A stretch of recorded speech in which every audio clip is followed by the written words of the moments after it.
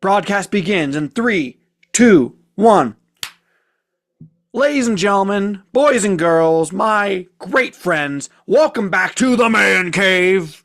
This is Tommy Talk. Happy to be back with you as always. My name is Tommy Gant. You can call me TG if you please.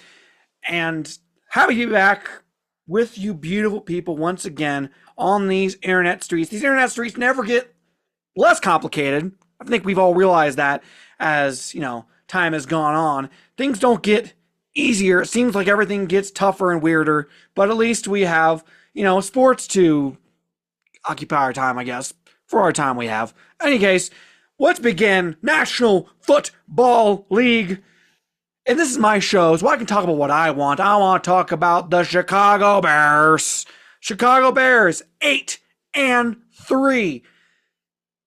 After a nice win against the Pittsburgh Steelers, 31-28 victory against the Steelers in Chicago. Obviously, Aaron Rodgers did not play in this game, which I think for a lot of the haters and losers was a big letdown. They were really hoping he was going to come in there and, give Tommy Wetfer like he's done a billion times in his career when he was in Green Bay, but he didn't. It was Mason Rudolph, and the game also, to be fair, was also not as, it wasn't exactly what I wanted anyway. I would like to have won easily against Mason Rudolph. We didn't. We let him back in it and, made some serious mistakes throughout the game. Defense stepped up there at the very end. Caleb played pretty well. Not incredible, but pretty well. So nice win. 8-3. Who'da thunk it? It's going to be tough on the way out. They got to win at least 11 games to make the playoffs. And this next Friday is going to be huge and, leading to that. And from there, we'll talk about the other team the Bears are playing on Friday. The Eagles, they lost to the Cowboys 24-21 in overtime. They blew a 21-point lead. Disastrous. I think it's fair to say at this point the Cowboys are in a weird spot. I have had a philosophy about football is that a lot of times you'll have bad good teams and good bad teams. And a bad good team is a team that has good players, good coaches. They should be really good. They play really poorly. And then good bad teams are teams that might be less talented, maybe inexperienced coaches, yada yada, stuff like that. And they overplay their potential. The Cowboys don't exactly fit into either of those. I guess where I would put them is as more of a good bad team than anything else. Even though they have star talent, they don't have the depth to really be a good team, but they can definitely play teams tough. There's no question about that. We saw what they did against Green Bay earlier this year and what they did on Sunday against the Eagles. A good performance by them. Now, for the Eagles, 8-3 as well, we go into Black Friday. And no, you know what? Not nervous at all. It's not like Black Friday is going to be on Amazon Prime. They're going to put it in every single country that they have Amazon Prime in the world without any need to pay for it. So like the biggest free game, regular season game of all time. It's not like it's the biggest, most widely broadcast regular season game ever. And the only game playing on Black Friday, the only NFL game on Black Friday. It's not like it's that, right? Right? It's nerve-wracking. It is. I thought, my prediction was that the Bears were going to lose on Sunday. I thought Aaron Rodgers was going to play, and then we're going to win next Friday. This throws it into chaos a little bit for me. I think the Eagles are definitely beatable. I would have much rather they had won on Sunday than lost, because now they lost. Now it's kind of a bounce-back spot for them. Compared to if they had won, then it would have been a letdown spot. I think the line's at 7 points right now. Probably go down to like 6.5 or 6. I think the Bears can win this game. They can win this game. They can. I have no doubt they can win this game. The real question is, will they win this game? And those are two different things. People will be putting the Bears on fraud watch. If they lose this game, they say the Bears are total and complete frauds. Listen, I truly believe the Bears can have a chance of winning this game. However, if they do lose this game, and this is loser talk, by the way, so, disregard this overall. But if they lose this game by like 3 points, I think that putting them in like the as a quote unquote fraud has been unfair. Now, if it ends up being like the last time the Bears played a good team, because you have to realize that the Bears have played a very weak schedule so far this year. Very weak schedule. The last time they played a truly good team, the only time this year they played a good team was against the Lions, week 2, where they got 50 burgered. It was a disgusting game. It was a blowout. That was the last time they played a good team. And truth be told, that doesn't make me super confident going into Friday. But if there's a team that's come up clutch, it's been the Chicago Bears. So we're going to see. If you were to put a gun to my head, I guess I'd say the Eagles win that game. But man, oh man, am I going to be, you know what? Screw it. Bears going to win that game. Don't care. And you're going to say, Tommy, you were talking not too long ago about not jinxing yourself. Listen, I'm just making a bold prediction here that the Bears are going to win. Okay? I'm just trying to get clicks. Okay? I'm trying to hype myself up. I'm not going to act like the Bears are going to blow anybody out or that it's a sure thing. It's the farthest thing from a sure thing. I'm the first one in the world to say this is kind of a crazy prediction to make because they're pretty heavy underdogs. But I'll say the Bears win. Somewhere in my gut, in my heart, I believe the Bears will win this game. I do believe it. Now, don't clip this on Friday if they lose by 1 billion points. Don't. Elsewhere in the National Football League, the Kansas City Chiefs, you thought they were dead. You thought they were dead as disco. You thought they were donezo. But they're not. They are not. They get the win against the Colts. First time Patrick Mahomes has ever beaten the Colts in the regular season in his career. They went 23-20 in Arrowhead. Big fourth quarter comeback. They were down 20-9. They come back 11 points in the fourth quarter to win it. They win on a field goal in overtime. Couple things here. One, it's funny looking back because, since COVID, time has sped up so much. It's crazy. It's sped up so much. For me, 2019 feels like yesterday. Okay? And February 2019, last time the Patriots won a championship. For people like me, it feels like yesterday. Our whole, basically our entire childhood, for the longest time, the Patriots and Tom Brady would come, people would say that they're dead, and then they come back from the dead and they win it all, and they'd say screw you and go crazy. And Patriots fans will be angry that I make this comp, but it's the truth. For this generation, it feels like that's the Kansas City Chiefs, man. It feels like it's the Chiefs. They are able to win games like this because Patrick Mahomes is a otherworldly talent, truly. And yes, they lost a lot of close games this year. It was just time for them to turn it around. The Chiefs are about to go on a run. You know it. And I'm not going to call the Colts frauds, okay? They're not frauds, all right? Because you get everyone gets chiefed. Everyone has been. You can call them frauds. You can call everybody frauds when you come down to it. So I'm not going to call them frauds. I'm just going to say the Chiefs are still a force to be reckoned with. I think they're going to go on a run, make the playoffs, and you know what?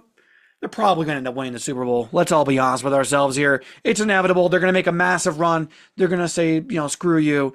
Travis Kelce is going to ride off into the sunset with Taylor Swift and get married and all that stuff. That'll happen. And he retire, and then, they'll go from there. But incredible win by the Colts. Incredible win by the Chiefs. No question about that. If you're the Colts, it's a tough scene. You can rebound, you can bounce back, but tough scene, especially when you thought you could put a nail in the coffin for the Chiefs season and maybe on this era of the Chiefs with Travis Kelce, maybe even Andy Reid. Instead, they're very much alive. Extremely alive, I'd say. Elsewhere in the American Football Conference, guess what? I said bus on my AP. Perfect timing. Shador. He's Shador. Colorado's own Shador Sanders. Listen, I have been saying it. I don't want to say I told you so, but I told you so, folks. I told you so. Who told you that the Cleveland Browns were making just an egregious mistake by trotting Dylan Gabriel out there week after week after week, watching him suck. Who told you that the only chance Kevin Stefanski has at surviving this is to bring in Shador? Who told you? Tommy did. He goes out there on Sunday, and yes, I get it. I understand. It's the Oakland Raiders. It's not like he was playing world beaters out there. It wasn't like it was the 85 Bears defense. But he looked good. He looked good. He didn't look great. But he looked good. For this Browns defense, all you need is competent quarterbacking. And it's better than anything that Dylan Gabriel has been giving him. Here's a fun fact. How many starts did Dylan Gabriel win this season? How many starts? Take a guess. Take a guess. The answer? 1. And in one start, Shador, how many wins? 1. Already matched Dylan Gabriel. This was such a clear thing. It's ridiculous. And listen, nothing's a sure thing, okay? Shador is going to have to play really well going on this season to secure his place in Cleveland going forward. But it's hard to say this wasn't a good start. He looked solid. He made some really nice throws. He looked much more poised than Dylan Gabriel. And he only took 1 sack in this game. It was a tough rush, and he was able to avoid the sack. He did a good job. He did a good job. And I think they announced this week he's going to be starting next week.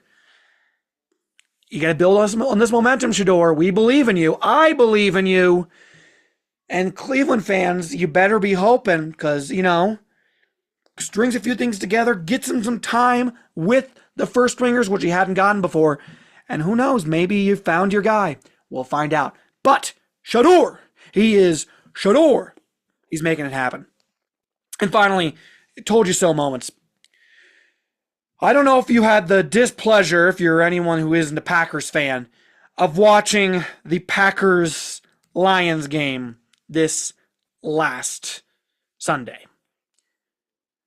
Travesty is a word that gets thrown around a lot. Travesty. It's travesty. What's a travesty? Death in the family. Travesty. Train wreck. Travesty. And watching this game and watching J.J. McCarthy try to play quarterback in this game was a travesty.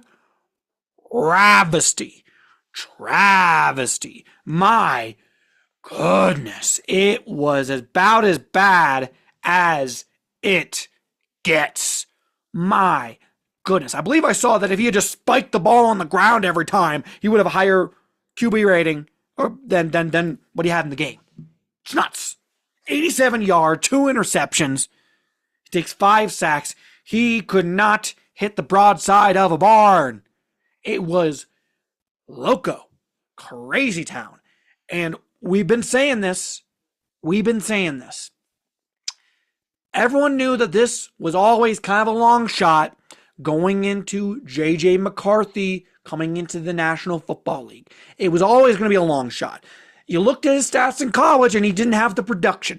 And the excuse was, well, he had a run game. His run game is what I had. Well, once you make him throw the ball a bunch of times, he's going to be great, even though he didn't prove anything like that in college. He did not prove anything like that in college. But suddenly he's going to be great once you bring him to the National Football League. No, definitely not. And people will come after me and say, Tommy, he's only played 6 games. Give him time. 2 different things. One, it'd be one thing if he was playing mediocre football. If he was playing mediocre football, I get it. You can see guys who are having their first year who play maybe not amazing, but they play okay at times. They show sparks. And don't give me this, but did you see those fourth quarter drives? What? He has 2 good fourth quarters. And you think that he had 1 good quarter this year, and plus 1 drive at the end of that Bears game, the second Bears game that they lost, by the way, and you think that makes up for everything he's done other than that? No, he was soft bench earlier, and now they say he's out with a concussion. Maybe he has a concussion, but it seems, if I were to make a wild guess, this seems like another soft benching by Kevin O'Connell. And if you're Kevin O'Connell, you have to ask some questions here. Now, yes, the season's probably over. It's probably done. You're probably dead in the water. You're 4-7. Realistically, you ain't making the postseason. You ain't. So, you could say, well, why don't we just keep playing him? If the season's lost, just keep playing him and see if he turns a corner. And I get that. I understand that. But the real question is, what will because you have a playoff caliber roster here who had a playoff caliber quarterback last year, and you saw him, you saw the Vikings ship him out of town to give this guy a chance, and he has destroyed the season. So if you are Justin Jefferson, if you are really an extremely talented defense, are you saying, oh, we're just going to keep going around? You guys, well, how do you feel if it feels like you're not prioritizing winning when you're in the prime of your career? So I think they probably, if I were to make a big leap here, I think the Vikings probably should, for the rest of the season, bench J.J. McCarthy. They should bench him for the rest of the year, and they should probably find a way to get rid of him at the end of the year. It's a disaster. It's terrible. Sorry, JJ, but it's over. All right. Switching gears here for a second. I want to talk a little college football for a second. Just a little second. So we're heating up right now in the college football season. Oh, we're getting down to it. Michigan, Ohio State this weekend. Big implications. You see that they had the M's are all crossed out at the Ohio State campus. You can feel the magic in the air. Thanksgiving weekend. Exciting stuff. What I really want to talk about is playoff discourse and the national championship picture and all that stuff. Because I have seen a rash of takes on the internet. A rash of takes that look at the group of five and the ACC and say there's relatively weak teams this year. And we have teams at the bottom, right, hovering around the at-large bids in the college football playoff, Texas and the like. And people on the internet saying, why are we letting these G5 teams in? Why are we letting the ACC champ in? Just let these other guys in. What are we doing here? I'm seeing that as a pattern coming up multiple times. Do these people, are their brains broken? Has ESPN and Paul Feinbaum done their job and rotted out their brains so they can't remember what college football is all about and what made them fall in love with college football? Or did they never watch all the college football? They only watched SEC football and Big Ten football and just ignore the rest. Is that what they did? Is that what they did? Huh? Because it's so ridiculous and stupid. I'll say this right now. 10,000 times out of 10,000 times, I would take the group of five, best group of five champ, any group of five champ, over a 3-loss Texas in the college football playoff. Truly, honestly. I'm not going to shed a single tear for Alabama if they lose to Auburn and they get left out in favor of Tulane or Virginia. Not a single solitary tear, and neither should you. It used to be it was not about who is the best team in college football. What do you mean, Tommy? Of course, national champion. That's the best team in college football. Wrong. It's the most deserving team in college football. Let me rewind it back for a second. 2015, Ohio State. Or 2015, Ohio State. Loaded roster after coming off a national championship the year before. Everyone gets injured. Cardale Jones comes in against Wisconsin. They win that game. They run the table. They win the national championship. Rah, rah, rah. The next season, just insane NFL talent on that roster. Insane. Insane. So, of course, because they had the best talent and all that stuff, they made the playoff, right? They made the playoff. Nope. They didn't. They lost 2 games, got left out. They played relatively poorly. They didn't play like the talent they had, and they got left out.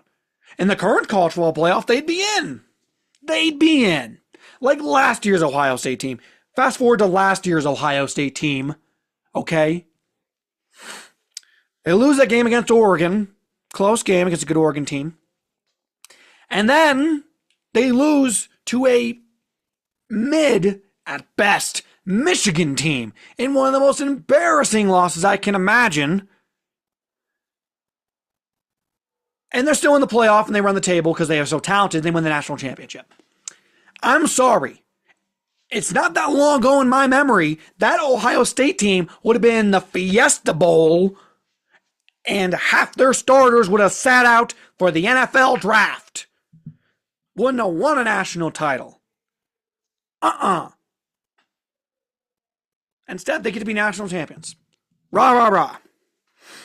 And this discourse, wherein which we think that college football is supposed to be about like analyze. Oh, actually, if you analyze this, they have the top 5, all the 5-star recruits, and if these 2 teams played, well, they would win. Blah blah blah. It's 2016 Ohio State getting in the playoff over Penn State, in spite of the fact that Penn State won the Big Ten and beat Ohio State.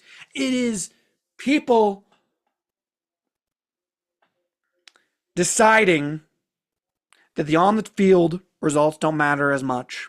How teams play doesn't matter as much. It matters that in a hypothetical universe, they would win. 12 teams is too much. It's too many. It always has been too many. We all know this. It's the truth. 4 teams, you could have cut it off right there. It'd been fine.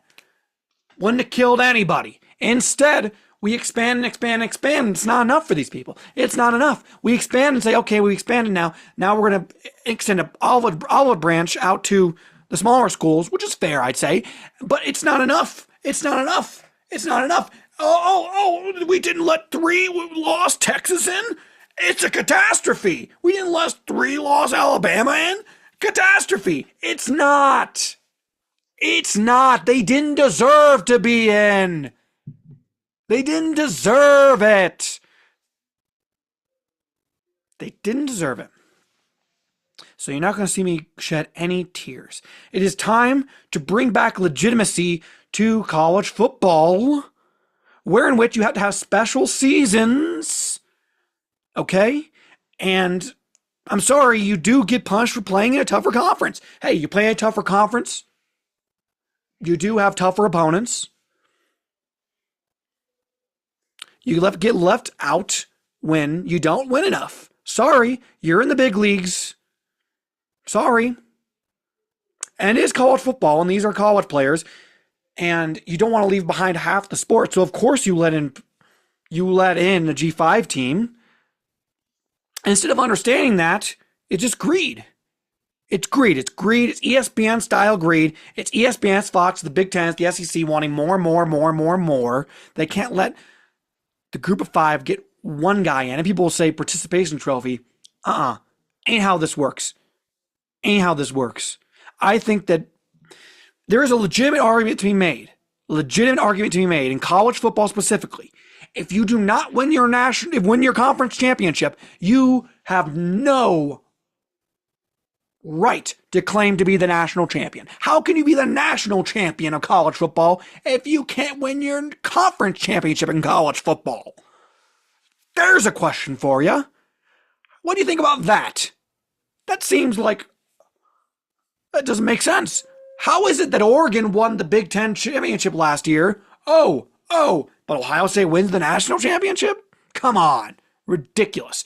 So that is why we are introducing the TGMNCFFSCFB, the Tommy Gahan Memorial National Championship Foundation for Saving College Football. We're going to award a national champion to the true national champion. For last year, we were to Notre Dame, not Ohio State, because I'm sorry, Ohio State, you didn't win your conference championship. Did Notre Dame win a conference championship? No, they didn't, but guess what? That doesn't matter because Notre Dame's not in a conference. Well, that's not fair. Life ain't fair. Suck it up. Hey, go independent. Just go independent then. If you're just going to cry and bitch and moan, go independent. Every year, Notre Dame schedules tough opponents. People act like they don't. They do. And people act like they get a free lunch. They don't. So looking forward to crowning this year's Tommy Gann Memorial National Championship Foundation for Saving College Football National Champion. It's going to be very exciting. We're going to go all out for it. I'm very excited to share it with you. Finally, the word is that after the Egg Bowl this Friday, we are going to get Lane Kiffin's decision on where he's going to be. Will he be at the University of Florida? Will he be at Louisiana State University? Will he be staying at Ole Miss? Let's not kid ourselves here. He's saying Ole Miss. They wouldn't be making this announcement. They wouldn't be making this do if he wasn't staying. Come on. They wouldn't be making this stuff, in this moment with this kind of stuff. They wouldn't be making it this kind of thing if they weren't just going to announce their extension with them. Okay? What are you expecting? Are you a child? Do you really think that they're going to Mr. Kiffin's going to, Ole Miss is going to say, Mr. Kiffin's going to announce, we're going to have an announcement on Friday. Do you think that the announcement is up? Well, he's leaving us. No, he signed a mega contract and he's staying. He's not going anywhere. Grow up. Be real, okay? Everything else is a fugazi. He loves to feed you the rat poison. He always talks about he doesn't like rat poison. He loves to feed it to you, and you love munching it up. Munch, crunch.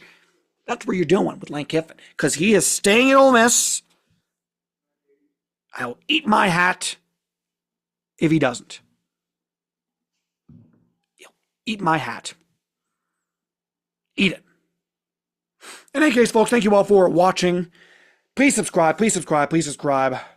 Tommy Gann on YouTube, at Tommy SGHAN on YouTube, GAHAN on YouTube.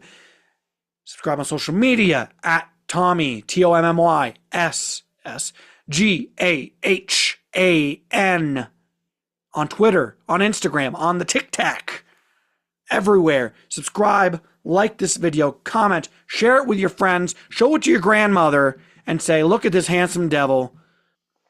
Show it to your female friends and say, oh, look at this hunk. If you're a lady watching, say, look, it's Tommy. Ooh, la, la. Just share wherever you can. Like it.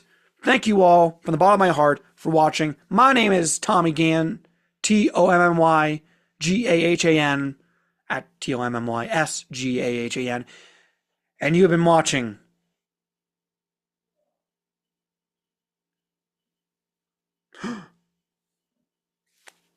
Tommy Talk. See you guys.